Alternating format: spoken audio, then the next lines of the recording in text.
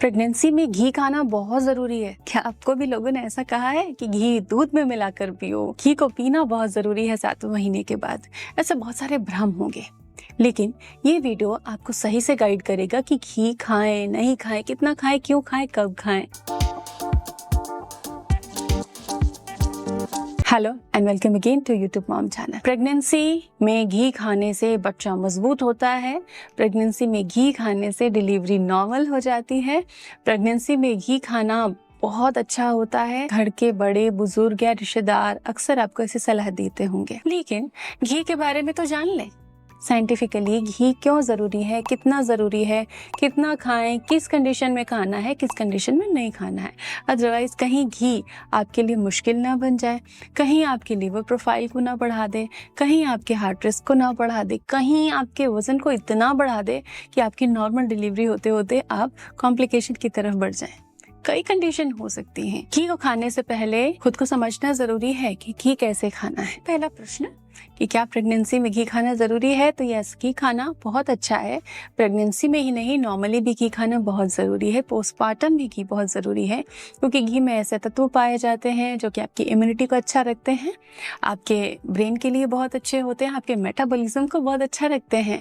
जी हाँ, चिकनाई भी आपके मेटाबॉलिज्म को अच्छा रखती है। लेकिन अगर आप घी को दूध में घोल घोल के पीने लग जाते हैं प्रेगनेंसी में, तो क्या होता है? ऐसे में आपका वजन तेजी से बढ़ सकता है और आपको जेस्टेशनल डायबिटीज का भी खतरा हो सकता है।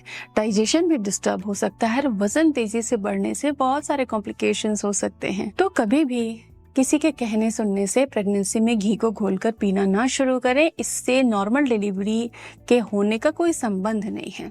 जी हाँ, प्रेगनेंसी में घी खाना बहुत अच्छा रहता है, बहुत इंपॉर्टेंट होता है, क्योंकि आपकी इम्यूनिटी को मजबूत करता है और आपके डाइजेशन को अच्छा रखता है। ब्रेन, हार्ट सबके लिए बहुत इंपॉर्टेंट होता है।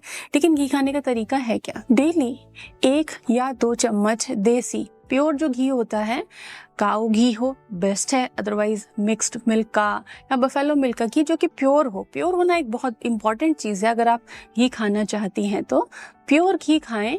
1 या 2 चम्मच दाल में ऐड करके। मिलेट की चपाती अगर बनाते हैं तो मिलेट थोड़े से रफ होते हैं, रूखे होते हैं, तो उनमें घी डालना। 1 या 2 चम्मच हल्का सा घी अप्लाई कर देने से थोड़े टेम्पटिंग हो जाते हैं, खाने में आसान होता है और स्वाद भी बढ़ जाता है। लेकिन इसका अर्थ ये नहीं है कि प्रेगनेंसी में अगर घी खाना है तो 10 किलो घी लाकर रख दिया गया शुद्ध, तो अब डेली घी में ही पराठे बन रहे हैं।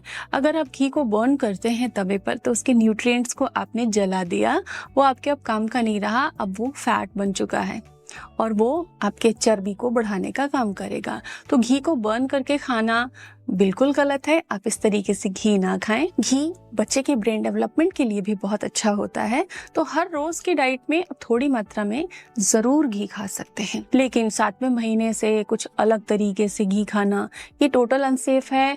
प्रेगनेंसी की डाइट्स में फैट हमेशा कम रखा जाता है, क्योंकि हार्ट बर्न, एसिडिटी ये प्रॉब्लम्स ज्यादा सताती हैं।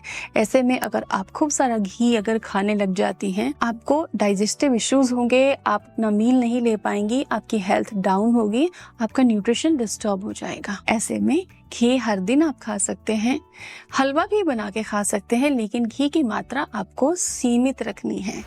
कभी भी एक्स्ट्रा घी नहीं खाना है किसी के कहने पर। Watch our other videos also. Thanks for watching.